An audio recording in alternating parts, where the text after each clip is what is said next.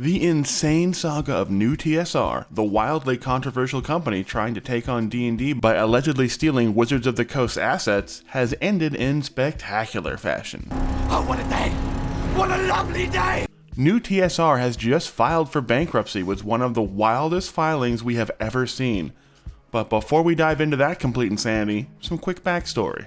NuTSR, for those of you who may not remember, was the company trying to present itself as the latest version of TSR, the old publishers of Dungeons & Dragons, and even had Ernie Gygax, one of D&D creator Gary Gygax's sons, as the original co-founders of the company, despite the fact that Wizards of the Coast owns the TSR trademark and almost all of the old company's catalog of RPGs.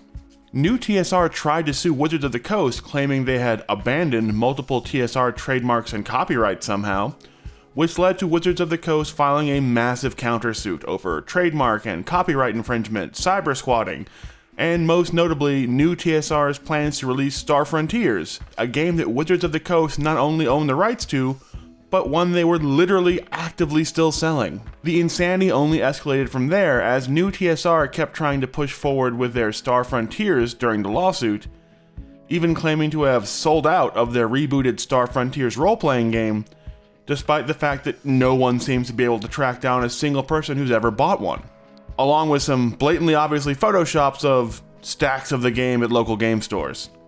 And a leaked beta version of the game emerged on the internet, complete with some horrifyingly racist sub-races and a plethora of transphobic and homophobic language. Add in that just before that, a NuTSR employee, Dave Johnson, was revealed to have active ties with Nazis and white supremacists, and an injunction in late 2022 prevented NuTSR from selling Star Frontiers or any iteration of the game, and you'd think NuTSR would have hit rock bottom, but it turns out that happened just this week when NuTSR filed for bankruptcy.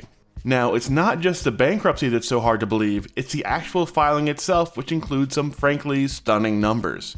For example, in all of 2023 so far, NuTSR has made a grand total of $621.93. Yes, you heard that right, just under $622, or not quite enough to afford a PS5 with tax. And not only did they only make just over $600, it turns out they owe various employees, vendors, and others nearly $385,000. To put it another way, they owe 619 times what they made in legal liabilities. The only good news for NuTSR is that the lawsuit filed against them by Wizards of the Coast is temporarily on hold while they go through the bankruptcy process. But with the owner of NuTSR, Justin Lanasa, also personally named in the lawsuit, it's unlikely the bankruptcy filing will be enough to keep Wizards of the Coast lawyers at bay, and we may have just witnessed one of the most spectacular failures in TTRPG company history. So, what do you think about the apparent demise of NuTSR?